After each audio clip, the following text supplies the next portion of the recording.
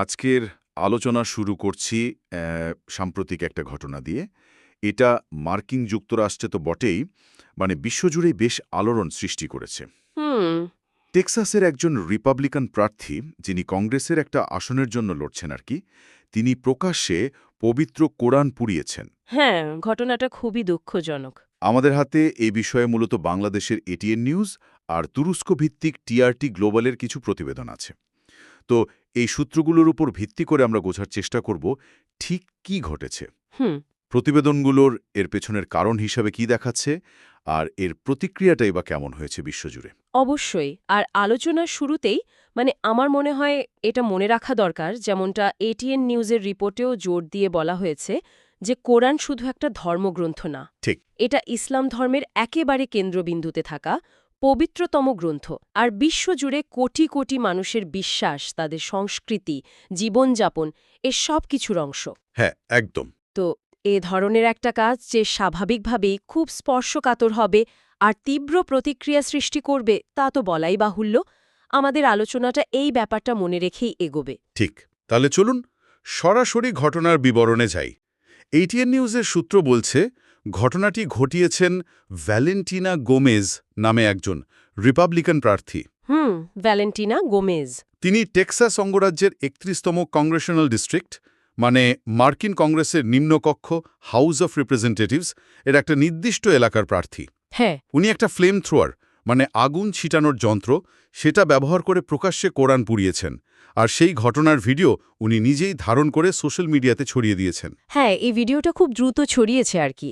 আর দৃশ্যটা নিজেই তো অত্যন্ত উস্কানিমূলক ছিল, প্রতিবেদনগুলোতে সেভাবেই বলা হচ্ছে। অবশ্যই। ভ্যালেন্টিনা গোমেজ সম্পর্কে সূত্রগুলো কিছু তথ্য দিয়েছে। তার বয়স ২৬ বছর। আর তিনি জন্মসূত্রে কলম্বিয়ান আমেরিকান। আচ্ছা। তিনি এই কাজটা তার নির্বাচনী প্রচারণার অংশ হিসেবেই করেছেন বলে মনে করা হচ্ছে, যেমনটা এটিএন আর টিআরটি গ্লোবালের রিপোর্টেও বলা হয়েছে। নির্বাচনী প্রচারণার অংশ হিসেবে? হ্যাঁ, এটা কোনো বিচ্ছিন্ন ঘটনা নয়, বরং মনে হচ্ছে একটা পরিকল্পিত রাজনৈতিক পদক্ষেপ। প্রচারণার জন্য কোরআন পোড়ানো? এটা তো শুধু অবাক করার মতোই না, বেশ উদ্বেগজনকও বটে। আচ্ছা, প্রতিবেদনগুলোতে তার এই কাজের পেছনে ঠিক কি কারণ বা উদ্দেশ্য তুলে ধরা হয়েছে? এটা কি শুধু অ্যাটেনশন পাওয়ার চেষ্টা, নাকি এর পেছনে আরও গভীর কোনো বিদ্বেষ আছে বলে মনে করছে সূত্রগুলো? দেখুন, দুটো বিষয়ে কিন্তু রিপোর্টে উঠে এসেছে। মনোযোগ আকর্ষণ করাটা অবশ্যই একটা বড় কারণ। কিন্তু এর পাশাপাশি তার কিছু বক্তব্য যদি বিশ্লেষণ করা যায়, তাহলে বোঝা যায় এর গভীরে তীব্র ইসলাম বিদ্বেষ রয়েছে। এটিএন নিউজের রিপোর্টে তার কিছু নির্দিষ্ট বক্তব্য কোট করা হয়েছে, যেগুলো খুবই আপত্তিকর। যেমন তিনি সরাসরি মুসলিমদের সন্ত্রাসী বলে আখ্যায়িত করেছেন। এটা তো খুবই আপত্তিকর একটা সাধারণীকরণ। শুধু তাই নয়, তিনি আরও বলেছেন যে টেক্সাস থেকে ইসলামকে নাকি সম্পূর্ণভাবে মুছে ফেলতে হবে। বলেন কি? হ্যাঁ, তার কথা হচ্ছে মুসলিমদের উচিত আমেরিকার বদলে বিশ্বের ৫৭টা মুসলিম দেশের যে কোনো একটায় চলে যাওয়া। তিনি আমেরিকাকে একটা খ্রিস্টান দেশ হিসেবেও দাবি করেছেন। আচ্ছা। আর বলেছেন টেক্সাসে নাকি মাত্র ১% মুসলিম বাস করে। এই তথ্যের ভিত্তিতে তিনি প্রশ্ন তুলেছেন যে কেন এই ক্ষুদ্র অংশটাকে এখানে থাকতে দেওয়া হবে। এই ১% মুসলিমের তথ্য আর তার এত তীব্র ইসলাম বিরোধী বক্তব্য, এর মধ্যে একটা অসামঞ্জস্য দেখা যাচ্ছে না? যদি সংখ্যা এতই কম হয়, তাহলে তাদের এত বড় হুমকি হিসেবে দেখানোর কারণ কি হতে পারে? রিপোর্টগুলো কি বলছে? ঠিক এই অসামঞ্জস্যের দিকটাই বুঝলেন টিআরটি গ্লোবালের রিপোর্টে বিশেষভাবে বলা হয়েছে। ওহ, আচ্ছা। তাদের বিশ্লেষণে বলা হচ্ছে এই বৈপরীত্যটাই প্রমাণ করে যে এটা আসলে বাস্তব কোনো হুমকির প্রতিক্রিয়া না, বরং রাজনৈতিক ফায়দা তোলার জন্য ইচ্ছাকৃতভাবে একটা শত্রু তৈরি করা হচ্ছে। ইন্টারেস্টিং। তিনি টেক্সাসের অমুসলিম নাগরিকদের ভয় দেখানোর চেষ্টা করেছেন বলেও এটিএন নিউজের রিপোর্টে উল্লেখ করা হয়েছে। তিনি হুঁশিয়ারি দিয়েছেন যে ইসলামকে যদি এখনই শেষ না করা হয়, তাহলে নাকি ভবিষ্যতে টেক্সাসবাসীদের মেয়েদের ধর্ষণ করা হবে আর ছেলেদের শিরোচ্ছেদ করা হবে। মারাত্মক কথা। এই ধরনের চরম ভীতি ছড়ানো ভাষা ব্যবহার করে তিনি একটা নির্দিষ্ট ভোটার গ্রুপকে নিজের দিকে টানার চেষ্টা করছেন বলেই মনে করা হচ্ছে। তার প্রতিবেদনগুলো বলছে যে উনি ধর্মীয় বিদ্বেষ আর ভয়কে রাজনৈতিক কৌশল হিসেবে ব্যবহার করছেন। ইসরায়েল নিয়েও তো তিনি কিছু বলেছিলেন, তাই না? হ্যাঁ, এটিএন নিউজের রিপোর্টে সেই প্রসঙ্গটাও আছে। ইসলাম আর মুসলিমদের আক্রমণ করার পাশাপাশি তিনি খুব জোরালোভাবে ইসরায়েলের পক্ষ নিয়েছেন। কি বলেছেন উনি? উনি বলেছেন, ইসরায়েলের সৃষ্টিকর্তাই হলেন সত্যিকারের সৃষ্টিকর্তা। এই বক্তব্যটাকেও রিপোর্টগুলোতে অত্যন্ত উস্কানিমূলক আর বিভেদ সৃষ্টিকারী হিসেবে দেখা হচ্ছে। আসলে সূত্রগুলো জানাচ্ছে যে ভ্যালেন্টিনা গোমেজ আগেও এই ধরনের বিতর্কিত আর বিদ্বেষমূলক মন্তব্যের জন্য পরিচিত ছিলেন। কোরআন পোড়ানোর ঘটনাটা তারই একটা কন্টিনিউয়েশন, একটা চরম পদক্ষেপ আর কি। বুঝলাম। এই ঘটনার পর তো স্বাভাবিকভাবেই বিশ্বজুড়ে প্রতিক্রিয়া হয়েছে। বিশেষ করে মুসলিম বিশ্বে এর প্রভাব কেমন ছিল, সেই সম্পর্কে রিপোর্টগুলো কি বলছে? হ্যাঁ, যেমনটা ধারণাই করা হচ্ছিল, কোরআন পোড়ানোর ভিডিওটা ভাইরাল হওয়ার সাথে সাথেই বিশ্বজুড়ে মুসলিমদের মধ্যে তীব্র ক্ষোভ আর প্রতিবাদের ঝড় ওঠে। এটিএন নিউজ আর অন্যান্য সূত্রে যা দেখা যাচ্ছে, বিভিন্ন মুসলিম দেশ, বিভিন্ন সংগঠন এর তীব্র নিন্দা জানিয়েছে। সেটাই স্বাভাবিক। রিপোর্টে বিশেষভাবে উল্লেখ করা হয়েছে যে কোরআন পোড়ানোকে মুসলিমরা তাদের ধর্ম এবং পরিচয়ের ওপর একটা সরাসরি আক্রমণ হিসেবেই দেখেছে। এই ঘটনা বিশ্ব মুসলিম উম্মার অনুভূতিতে এতটাই আঘাত হেনেছে যে অনেক জায়গাতেই মানুষ স্বতঃস্ফূর্তভাবে প্রতিবাদ করেছে। এটাকে তো শুধু একটা বই পোড়ানো হিসেবে দেখা হয়নি, বরং কোটি কোটি মানুষের বিশ্বাস আর আবেগকে অপমান করার শামিল হিসেবে দেখা হয়েছে। আর আমেরিকার ভেতরে রাজনৈতিক বা সামাজিক স্তরের প্রতিক্রিয়া কেমন ছিল? এই ধরনের কাজ তো আমেরিকার যে বহুত্ববাদী নীতি তার সাথেও মেলে না। আমেরিকার ভেতরেও এর প্রতিক্রিয়া কিন্তু বেশ জোরালো হয়েছে। কয়েকটা গুরুত্বপূর্ণ দিক রিপোর্টগুলোতে উঠে এসেছে। প্রথমত, বেশিরভাগ যে বড় সোশ্যাল মিডিয়া প্ল্যাটফর্মগুলো আছে, ফেসবুক, ইনস্টাগ্রাম, টিকটক, তারা গমেজের অ্যাকাউন্ট ব্যান বা সাসপেন্ড করেছে এই ঘৃণাত্মক কন্টেন্ট ছড়ানোর জন্য।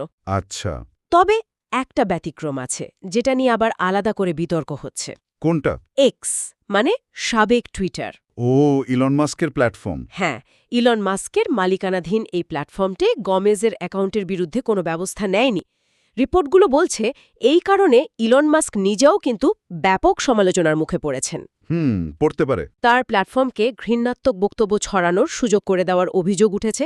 এটা আবার সে পুরনো বিতর্ক উস্কে দিয়েছে, মানে মতপ্রকাশের স্বাধীনতা বনাম ঘৃণাত্মক বক্তব্য ছড়ানোর রোধ করা। অবশ্যই সামাজিক মাধ্যমের ভূমিকা তো এখানে খুব গুরুত্বপূর্ণ। আচ্ছা, রাজনৈতিক মহল থেকে কোনো প্রতিক্রিয়া এসছে? হ্যাঁ, একটা বেশ উল্লেখযোগ্য কূটনৈতিক প্রতিক্রিয়া এসেছে কাতারের পক্ষ থেকে। এটিএন নিউজের রিপোর্টে কাতারের পররাষ্ট্র মন্ত্রণালয়ের একজন সিনিয়র কর্মকর্তা শেখা আলী আলমারির বক্তব্যের কথা বলা আছে। কি বলেছেন তিনি? তিনি ভ্যালেন্টিনা গোমেজের তীব্র সমালোচনা করে একটা মোক্ষম প্রশ্ন তুলেছেন। তিনি বলেছেন, গোমেজ যদি নিজেকে খ্রিস্টানদের রক্ষাকর্তা হিসেবেই দেখাতে চান, তাহলে তিনি ফিলিস্তিনে ইসরায়েলের দ্বারা যে খ্রিস্টানরা নিপীড়িত হচ্ছেন তাদের পক্ষে কেন দাঁড়াচ্ছেন না? খুব জোরালো প্রশ্ন। হ্যাঁ, কেন তিনি ইসরায়েলের জায়ানবাদী ঔপনিবেশিক শক্তির এই শব্দটা রিপোর্টে কাতারি কর্মকর্তার বক্তব্য হিসেবেই কোট করা হয়েছে, পক্ষ নিচ্ছেন। শেখা আলী আলমারি আরও উল্লেখ করেছেন যে অনেক ইহুদি ধর্মাবলম্বী মানুষও কিন্তু ইসরায়েলের বর্তমান সরকারের কাজের বিরোধিতা করছেন। ঠিক। তো এই বক্তব্যটা গোমেজের খ্রিস্টান ধর্মের প্রতি যে কথিত উদ্বেগ তার দ্বিচারিতাটা তুলে ধরেছে বলে রিপোর্টে ব্যাখ্যা করা হয়েছে। এই মন্তব্যটা গোমেজের বক্তব্যের পেছনের উদ্দেশ্য নিয়ে প্রশ্ন তোলার ক্ষেত্রে আসলেই বেশ শক্তিশালী। আচ্ছা, আন্তর্জাতিক মিডিয়া, যেমন আপনি বলছিলেন তুরস্ক ভিত্তিক টিআরটি গ্লোবালের কথা, তারা এই ঘটনাকে কিভাবে বিশ্লেষণ করেছে? টিআরটি গ্লোবালের রিপোর্টে গোমেজকে একজন ব্যর্থ রাজনীতিবিদ হিসেবেই বলা হয়েছে। তাদের বিশ্লেষণটা বেশ সরাসরি। তারা বলছে, কলম্বিয়ান বংশোদ্ভূত গোমেজ আসলে মার্কিন রাজনীতিতে পরিচিতি পাওয়ার জন্য একটা সহজ কিন্তু খুব বিপজ্জনক পথ বেছে নিয়েছেন। তিনি হয়তো বুঝতে পেরেছেন যে মুসলিম, কৃষ্ণাঙ্গ, অভিবাসী এই সংখ্যালঘু গোষ্ঠীগুলোর বিরুদ্ধে যদি তীব্র ঘৃণাত্মক বক্তব্য দেওয়া যায়, তাহলে সহজেই নিউজের শিরোনাম হওয়া যায় আর কট্টরপন্থী ভোটারদের কাছে একটা আবেদন তৈরি করা যায়। তার মানে শর্টকাট খুঁজছেন। টিআরটি সেটাই মনে করছে যে মূলধারার রাজনীতিতে জায়গা করতে ব্যর্থ হয়ে তিনি এই উস্কানিমূলক কৌশলটা নিয়েছেন। এটা এক ধরনের শর্টকাট পলিটিক্স, যা হয়তো বিভেদ সৃষ্টি করছে কিন্তু তাকে আলোচনায় নিয়ে আসছে। তাহলে এটিএন নিউজ আর টিআরটি গ্লোবালের রিপোর্টগুলো মিলিয়ে দেখলে একটা বেশ স্পষ্ট চিত্র পাওয়া যাচ্ছে। মনে হচ্ছে দুটো সূত্রই একমত যে এই কোরআন পোড়ানোর ঘটনাটা ভ্যালেন্টিনা গোমেজের একটা সুপরিকল্পিত রাজনৈতিক চাল। সেটাই মনে হচ্ছে। তিনি ধর্ম, বিশেষ করে ইসলামকে টার্গেট করে ঘৃণা আর ভীতি ছড়িয়ে রাজনৈতিক ফায়দা হাসিল করতে চাইছেন। পরিচিতি লাভ করা আর একটা নির্দিষ্ট ভোটের গ্রুপকে অ্যাট্রাক্ট করাই এর মূল লক্ষ্য বলে মনে করছে সূত্রগুলো। একদম তাই। রিপোর্টগুলোর মূল সুর কিন্তু এটাই। গোমেজের কাজটাকে নিছক কোনো ব্যক্তিগত ক্ষোভের বহিঃপ্রকাশ হিসেবে দেখা হচ্ছে না, বরং একটা সচেতন রাজনৈতিক কৌশল হিসেবেই বিশ্লেষণ করা হচ্ছে। আচ্ছা। কাতারি কর্মকর্তার মন্তব্যটা, টিআরটির বিশ্লেষণ, এমনকি গোমেজের নিজের বক্তব্যের ভেতরের অসামঞ্জস্যগুলো, যেমন টেক্সাসে 1% মুসলিম থাকার দাবি, আবার ইসলামকে বিশাল হুমকি হিসেবে দেখানো, এই সবকিছুই একটা দিকে নির্দেশ করছে বলে সূত্রগুলো মনে করে। কোন দিকে? যে এটা হলো মনোযোগ আকর্ষণের জন্য একটা মরিয়া চেষ্টা এবং ঘৃণার রাজনীতির একটা খুব নগ্ন উদাহরণ। তিনি সম্ভবত বুঝতে পেরেছেন যে এই ধরনের চরমপন্থা নিলে মিডিয়া আর সোশ্যাল মিডিয়াতে দ্রুত আলোচনা তৈরি হয়, যা তার রাজনৈতিক ক্যারিয়ারের জন্য অন্তত স্বল্পমেয়াদে হলেও লাভজনক হতে পারে। তার মানে এই ঘটনাটা শুধু একটা ধর্ম অবমাননার বিষয় নয়, বরং এটা আধুনিক রাজনীতিতে পরিচিতি লাভের জন্য বিতর্কিত এবং ঘৃণাত্মক পথ বেছে নেওয়ারও একটা উদাহরণ। প্রতিবেদনগুলোর বিশ্লেষণ তো সেদিকে ইঙ্গিত করছে। তারা দেখাচ্ছে কিভাবে নির্বাচনী প্রচারণায় ধর্মীয় অনুভূতিকে ব্যবহার করা হচ্ছে, কিভাবে সোশ্যাল মিডিয়াকে বিদ্বেষ ছড়ানোর হাতিয়ার বানানো হচ্ছে, এবং কিভাবে রাজনৈতিক মেরুকরণকে আরও উস্কে দেওয়া হচ্ছে এই ধরনের কাজের মাধ্যমে। এটা হয়তো একজন প্রার্থীর কাজ, কিন্তু এর মাধ্যমে যে একটা বৃহত্তর প্রবণতা ফুটে উঠছে সেটা বেশ চিন্তার বিষয়। তাহলে আজকের আলোচনার একদম শেষ দিকে এসে আমরা যা দেখলাম তা হলো মার্কিন যুক্তরাজ্যের টেক্সাসে ভ্যালেন্টিনা গোমেজ নামে একজন রিপাবলিকান প্রার্থী কোরআন পড়িয়েছেন। এটিএন নিউজ এবং টিআইটি গ্লোবালের মতো সূত্রের প্রতিবেদন অনুযায়ী এই কাজের পেছনে তার রাজনৈতিক উচ্চাকাঙ্ক্ষা, পরিচিতি লাভের চেষ্টা আর ঘৃণাত্মক বক্তব্য ছড়িয়ে একটা নির্দিষ্ট ভোটার গোষ্ঠীকে আকৃষ্ট করার উদ্দেশ্য কাজ করেছে বলে মনে করা হচ্ছে। হ্যাঁ, এর ফলে বিশ্বজুড়ে, বিশেষ করে মুসলিম সম্প্রদায়ের মধ্যে তীব্র ক্ষোভ ও নিন্দা সৃষ্টি হয়েছে। বিভিন্ন সোশ্যাল মিডিয়া, আন্তর্জাতিক মহল প্রতিক্রিয়া জানিয়েছে, আর মিডিয়াগুলো এর রাজনৈতিক উদ্দেশ্য নিয়ে বিশ্লেষণ করেছে। হ্যাঁ, এবং এই পুরো ঘটনা আর তার বিশ্লেষণ আমাদের একটা গভীর চিন্তার খোরাক দেয়। প্রতিবেদনগুলো যেভাবে কারণ আর ফলাফলকে পাশাপাশি রেখেছে, তাতে একটা প্রশ্ন কিন্তু জাগে মনে। কি প্রশ্ন? যে রাজনৈতিক ফায়দা তোলার জন্য এই যে ধর্মীয় বা জাতিগত সংঘাত আর বিতর্ককে ইচ্ছাকৃতভাবে ব্যবহার করার কৌশল, এটা আসলে শেষ পর্যন্ত কোথায় গিয়ে দাঁড়ায়?